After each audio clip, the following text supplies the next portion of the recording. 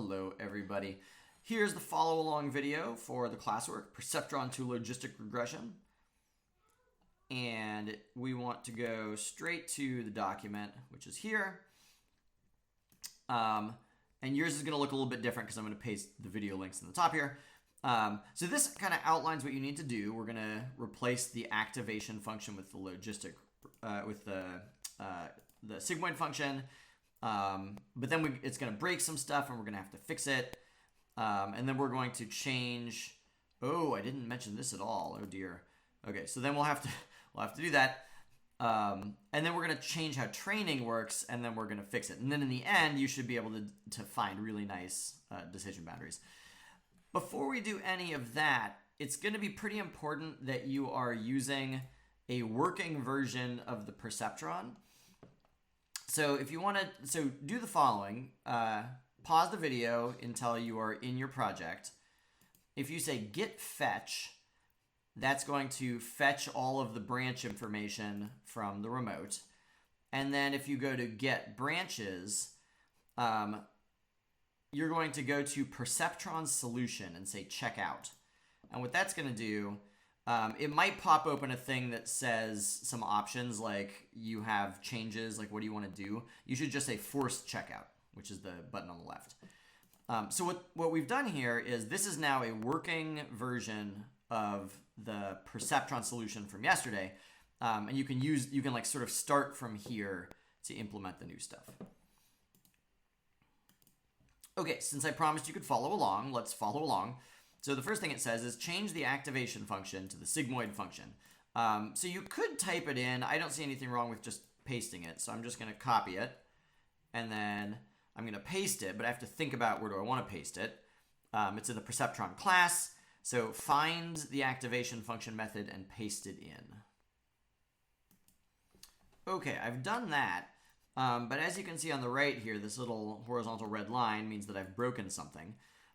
So here in my guess method, this is broken. And if I hover over it, it says int required provided float. Because the new activation function outputs the probability that we think the answer is yes. But the old guess function was just supposed to output yes or no. But we now want to change it so that it's also outputting a probability.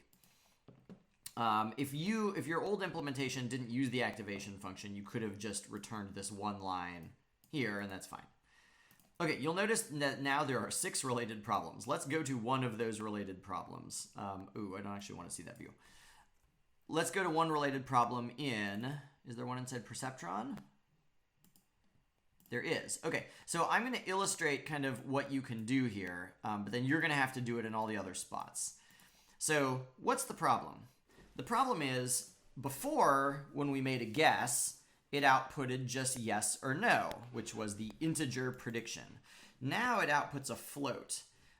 So one thing you could do is this. Let's say float probability. Okay, but look, the rest of the code still needs a prediction. We still need a 0 or a 1 saying what do we think this thing is. So, think back to the slides. If the probability was 0.6, what did we predict?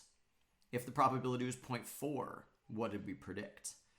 All we're going to do is we're going to create a new, the same, the old prediction variable. On yours, it probably says guess instead of prediction. So we'll say, okay, let's say we're predicting no. What would have to be true if we wanted to switch our prediction to yes? Oh, it would have to be that the probability was big enough. So you could say if probability is greater than or equal to 0.5, then let's switch our prediction to yes. So now guess is outputting the probability, but the parts of the code that still need a yes-no prediction are still getting their yes-no prediction. We just added another step, which is let's threshold the probability. It might seem silly to do this when you could just do math.round. Think about what rounding does. What round does is it says if the input is 0.5 or larger, round it up to 1. If the input is less than 0.5, round it down to 0. And that's exactly what our other code just did. So whenever you, and instead of saying float probability, after we round it, it's not a probability anymore. Now it's our original prediction again. So I think that's probably the most, that's probably the shortest, most succinct solution, is just round the probability to get the prediction. Okay, what I think you should do right now before we make any other changes is here in decision boundary, you can see a bunch of places where that's happening. Here in Perceptron Visualizer, there's a bunch of places where that's happening. Go find all the places where it's happening and fix them. Okay, so now we're on step 3. You might notice that before our activation function included the idea of a threshold, but as soon as we switch to the sigmoid function, there is no idea of a threshold in the sigmoid function. So we're going to change the way we're implementing it to include a thing called a bias input. Now it's time to switch to the slides to show you.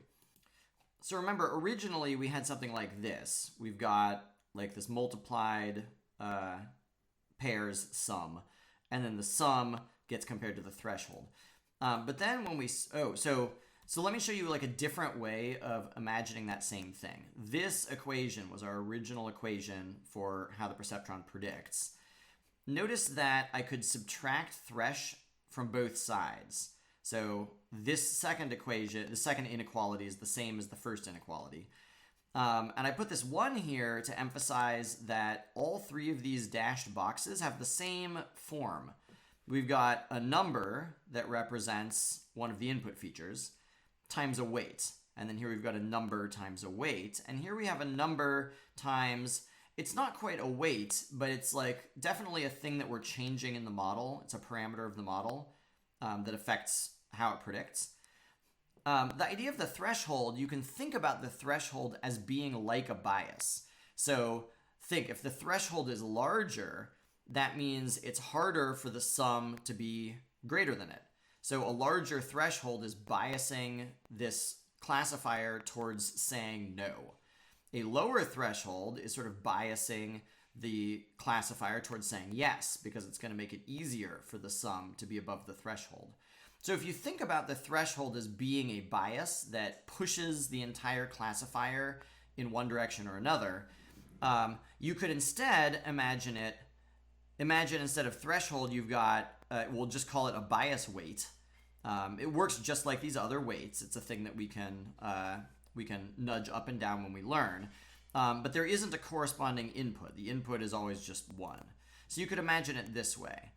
Imagine it as an artificial last input that you multiply by its own weight, except instead of W2, we should call it bias. I should change this whole slide. Last class was saying, hold on, there's a -1 here, and there's a -1 here. Like, what should be negative, what should not be negative? If you think about it, it doesn't actually really matter, because bias was initialized randomly. So let's pretend that the best possible solution here is going to involve subtracting 2 in the end. If we choose to subtract here, then when we'll learn that bias should be +2, so we're subtracting 2. If instead we choose to make this plus, then the classifier is going to learn that bias should be -2, so we'd be adding -2. So it sort of doesn't matter what the sign is here, because the learning is going to learn the correct constant either way. Okay, so that's the thing that we need to do now. So inside guess, I didn't rename threshold to bias. You could, but inside guess, the very last thing we're going to do after we compute the sum for all those multiplied pairs is we're just going to add in the threshold times 1. So let's do it. Here's guess, here's us adding in all the multiplied pairs, and then the last thing we do before the activation function is we add in the threshold. Or you could subtract the threshold, either way. Okay, step 3 is done. So now let's change the learning rule. The learning rule, remember, is based not on individual test cases, but on batches of test cases. So if you look at the learning rule here in train, currently train is run on a single input with the correct answer. We're actually going to keep this train method. We're not going to replace it. We're going to overload this method. So we're going to have another train method with different parameters. So here's the different train method. This train method is going to take a batch of data points, and it's going to have the features that we're trying to train on. What this is doing is pretty much exactly the same as what the other one is doing. It's just going to do it for all the points at once. So you see here, we've got all these points. We're going to get the input for one of the data points, and we're going to get the correct label for one of the data points. And then all of this stuff is what your existing train is doing.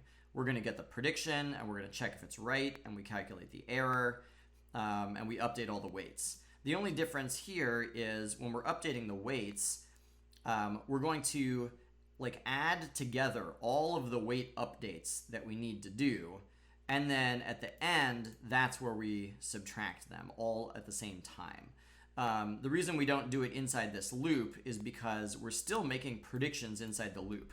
So if we're changing the weights as we're making predictions, that's going to change the predictions that we make for the next iteration.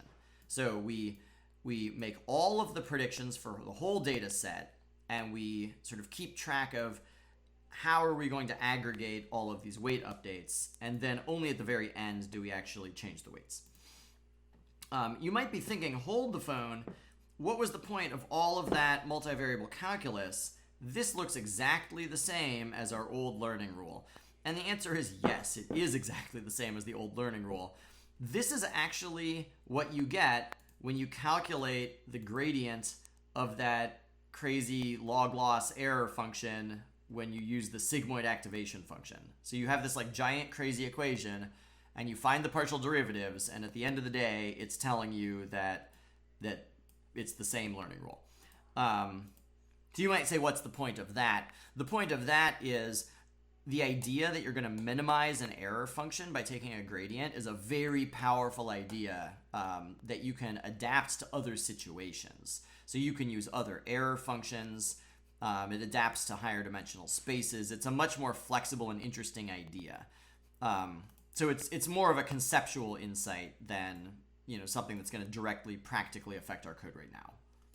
Okay, without further ado, let's paste it in. So here's the new train method. I am not going to replace the current train method. Instead, I'm going to overload it. There it is, new training method. I have to import some stuff. So I'm going to import the dataset class. I'm going to import the list class. Great, so I've got this new train method, but you might notice it says it is never used. So if I run decision boundary visualizer right now, it's going to use the old training, not the new training. So let's say we actually want to watch it go. What we have to do is search in this file for .train. And this is all, so there's two places it says that we're currently training. One place we're training is inside the run training data method, but it says run training data is never used. So this is a method that I wrote, in case we wanted to do something different. So let's ignore this method. Let's go to this method. Oops, same method. Let's go to this method. So right now, remember, every time you click, it trains. And so mouse released is what automatically runs every time you click. What's happening right now is I've got this do while loop where so D is like my entire data set. So I ask the data set to give me a list of data points. And then once I have the list of data points, I get out one of them. So point is a single data point in my training data. And so then I get the correct label in the inputs, and then I train on that one input. And remember, train tells me, did I actually change the weights, yes or no? And so the rest of this is about me continuing to loop until I actually find a data point to train on that resulted in the weights changing. And that's just me guaranteeing that every single time you click, you actually see the line move. So the new way of thinking is we don't need to keep looping until we find a data point that results in training. Let's delete all that. Instead, we want to train, but we're going to run our new version of train. The new version of train is expecting a list of data points and then as the first argument, and then features as the second argument. features is already defined at the top of the class. So up here, you see features are petal width, sepal length. How do I get the training? How do I get the list of data points for training? Remember, D was the data set. I can say d.getData, and that's a list of training points. So this is all I need to do right now. Every time we train, this is going to train on everything. If you didn't want to train on everything, if you wanted to train on smaller randomized batches, instead you could like write your own method down here where you would have a list of data points called batch, and then you could say like get random and then d.getData, comma 100, something like this. And so you'd write your own method get random, which would return a list of 100 random elements from that list. But I don't see any reason for us right now not to just train on the whole thing. So let's just train on the whole thing. Okay. So remember, if you want your other two classes to work, you've got to do the same kind of thing in the other classes. And you'll have to think about what makes sense. You'll have to read. So here in test perceptron, let's find train.train. So here we're training. So you have to read this and think, what is happening here and how would it make sense? Like, you don't necessarily want to delete everything in here. You know, so you have to apply a little bit of understanding. But, you know, you can do that. So you can change those other ones. But for now, let's actually run the decision boundary visualizer and watch it go. Okay, so here it is running. Every time I click, we're training on all the data. So I'm going to click, click, click, click, click. And you can see that it's trying to learn a good decision boundary. And notice now it's classifying all the data correctly, but as I click, it's continuing to refine the view. Well, now it's learned a pretty good one. Let's run it again, only this time let's animate it. So mouse released runs automatically when you click. If we want it to be animated, you can find the draw method. And here at the bottom of draw, you can run mouse released manually. So automatically simulate clicking. So let's run it again. And this time it'll be coolly animated. So here we are, animating. And it's discovered a nice decision boundary. And if you want to, at the top you can train which features we're basing. Oh, where are the features? Oh, up here. So instead of petal width, sepal length, let's do petal width, petal length. And that should produce some different clusters, and you can see it animating in a different way. Oh, that's a really nice one. Ooh. So again, you see it discovering a better decision boundary, even though it was classifying everything correctly. You might also notice that the decision boundary is still linear. And you might recall at the very beginning of the lecture, I promised you that switching to the sigmoid activation function was going to fix that problem. It has fixed the problem. You just don't know it yet. That'll be next time. So I promised this was going to lead to neural networks. This node that this classifier we've made, this logistic regression classifier, if you put a bunch of these together in a network, that really now is a neural network. It wouldn't have worked with a perceptron because a perceptron is calculating a linear function. And if you put a bunch of linear functions together, you only have linear functions. Technically what we're doing is we're composing them. Once we switch to the sigmoid activation function, now each individual unit isn't computing a linear function anymore. And so when you put them together, when you compose them, now they're going to calculate arbitrarily complicated boundaries. And that's what makes neural networks really powerful. But all of that will be explained in more detail next time.